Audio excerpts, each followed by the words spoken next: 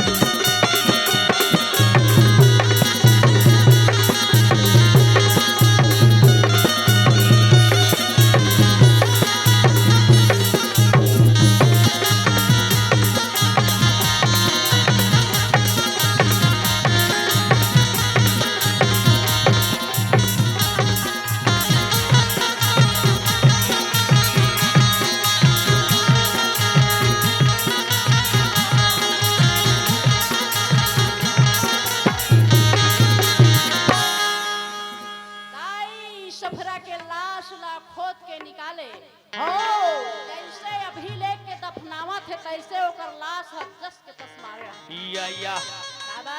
बाबरे वो सतनाम पुरस्पिता कहे हे धरती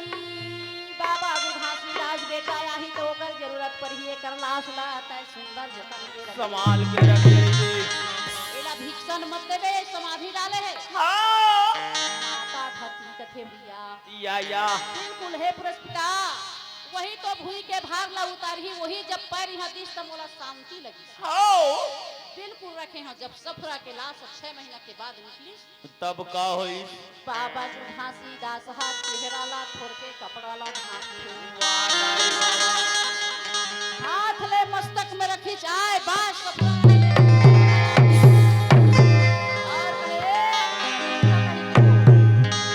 और 4 ठन बेटा बेटी मोर पति छोड़ के चल रहे कौन था मोर आज नींदला सुते नींदला जगाए है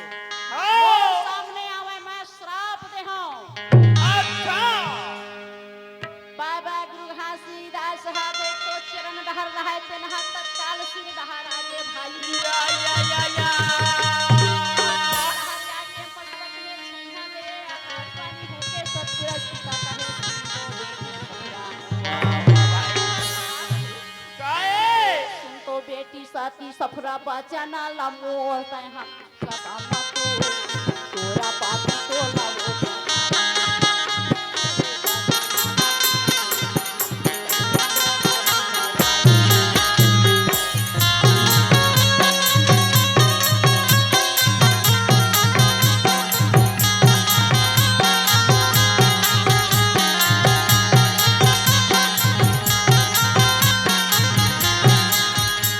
ये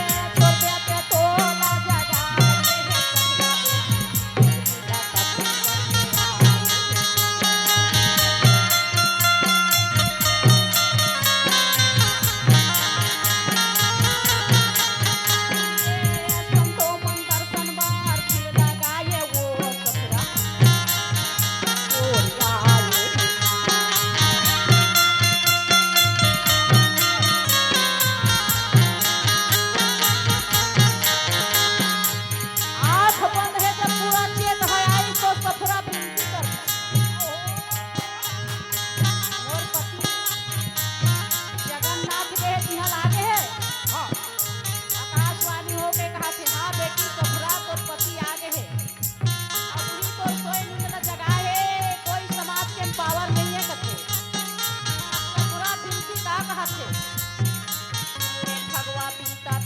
बचना ला मोर बेटा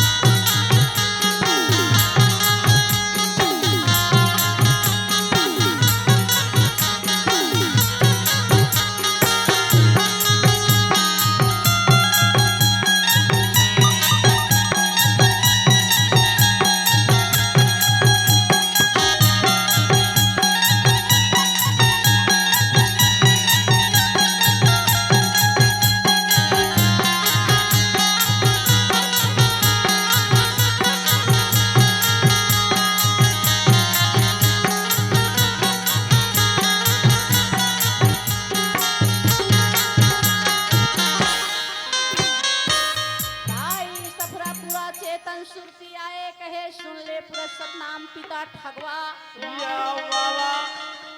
मोर बड़े बेटा ला ले गे बघवा मोर पति जगन्नाथ गे रही से आज मोला छोड़ के जे पति आगे है तो मैं नेत्र खुला था मोर बिछड़े चारों बेटी बेटा ला वापस वाह भाई बाबा तब मोर गुस्सा कम होही शांति कथी हो कुछ दिन के बाद तोर बेटा बेटी जोन गे है तेन वापसी आ जही सफरा मल्ला संतुष्टि का हो अब नर नारी मिल करहू कमाई कमाई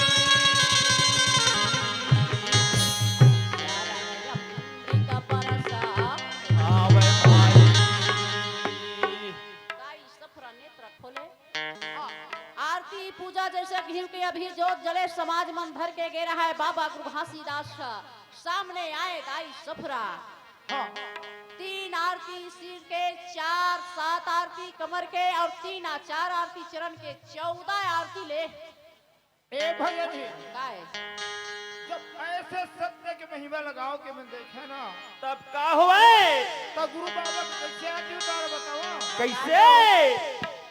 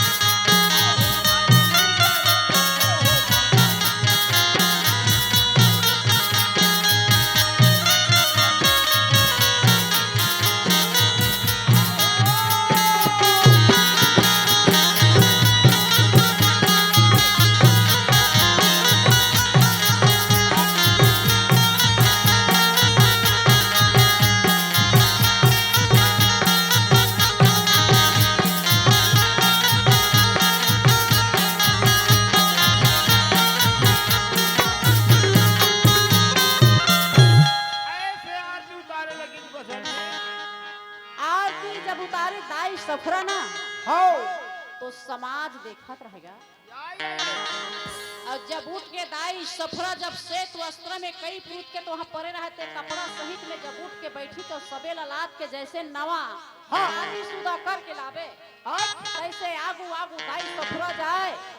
हाँ पीछे में बाबा घासीदास जाए और सब संत समाज मन मांदर झांझ गावत बजावत ओकर घर तक जब लेगी तब बाबा घासीदास के बानी का कहते जगावे कोनो जोगवा जोग जति जगावे कोनो लोगवा जोग।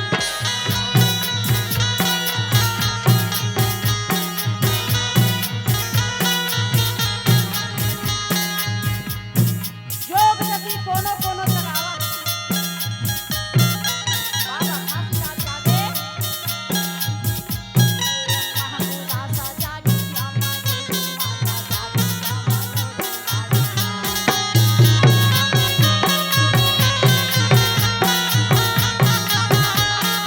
महमू बाबा जागी श्यामा रौदी तारी जागी श्यामा रौदी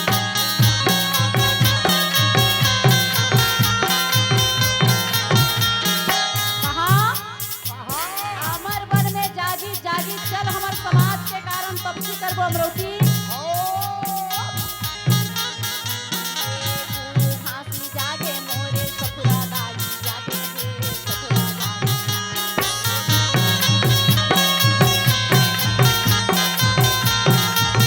चिंता धन करबे तैहा चिंता धन करबे तैहा सफुरा सती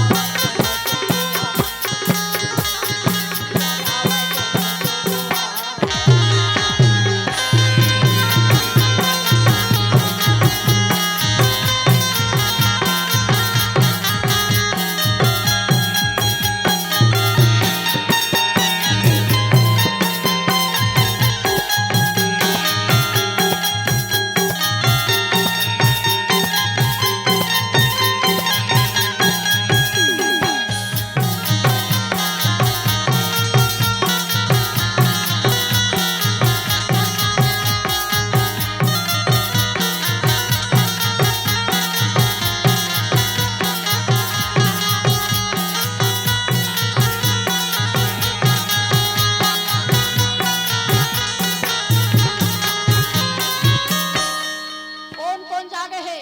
कौन जागे है आदमी जागे हवै सतियन सैया मुनि जागी गवै सतियन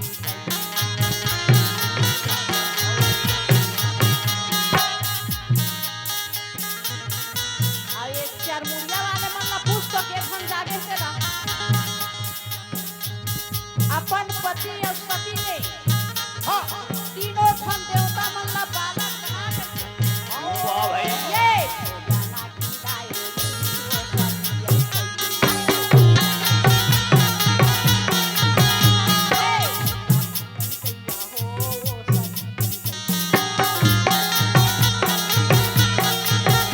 दाई सफरावती नाथी मुनि बाबा घासीदास ना हाँ दाई सफरा आओ समय पर आने बा बाबा घासीदास और मेघनाथ रही तो सती सिलोचनी रही बाबा घासीदास और सीता भगत रही तब वो नैनो कर प्रेमका नाम करके नारी रही अहो ये नारी मन जागृत नारी है दाई हो और कौन जागी ये बताज पूरी जागे रे अंगार मोती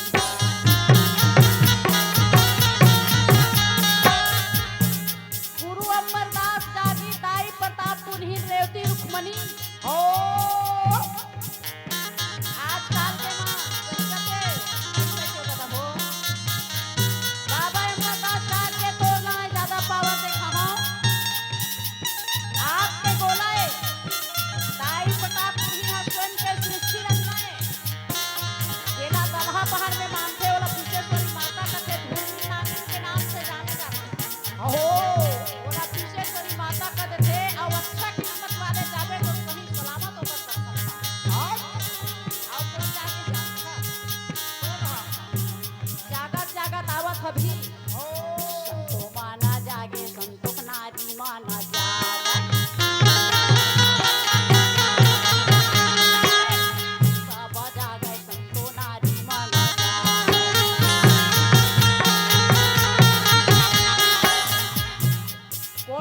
जागे कोनो नारी नहीं जागे कैसे नहीं जागे सब बहुत सब जागे है अब तो जान- उसने जागे में थोड़े उमान तोर गाना बजना सुनत कला देखा ऐसे अच्छा हाँ वैष्णव नहीं कहा जागे तो किस प्रकार के जागते दाई बतावा थो ना सुना ना तो ये संतों के नारी जाग ही ना तब का हुआ अभी महाभारत अभी होते नारी मन के ये अभी के नारी के हरागे मती जागो जागो जोग